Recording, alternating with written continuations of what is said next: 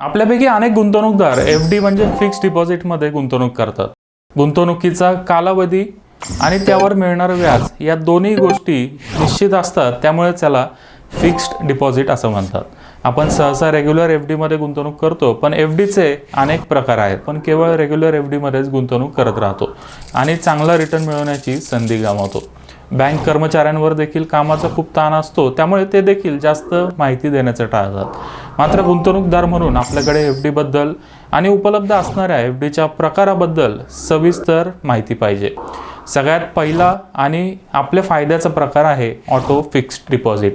ग्राहकांची गरज ओळखून अनेक बँकांनी एफ-डीचा हा प्रकार लॉन्च केला आहे.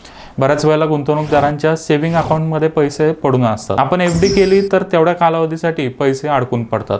आपल्याला नक्की कधी पैसे लागतील हे आपल्याला माहीत नसतं, म्हणूनच आपण पैसे सेव्हिंग्स अकाउंटमध्येच ठेवतो. मात्र यामुळे त्या रकमेवर आपल्याला 2.5 ते 4% व्याज मिळतं.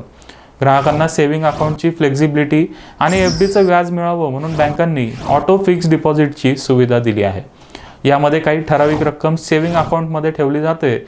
त्या लिमिटपेक्षा जी काही रक्कम असेल ऑटोमॅटिकली एफ-डीमध्ये ट्रान्सफर केली जाते. आपल्याला पाहिजे तेव्हा या एफ-डीमधून आपण पैसे काढू शकतो आणि पैसे लवकर काढले म्हणून कोणतीही पेनल्टी द्यावी लागत नाही.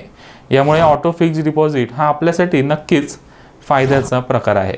येणाऱ्या काळात तुम्ही जर एफ-डीमध्ये गुंतवणूक करण्याचा विचार करत असाल तर ऑटो फिक्स्ड डिपॉझिटबद्दल तुमच्या बँक अधिकाऱ्याकडे नक्की चौकशी करा.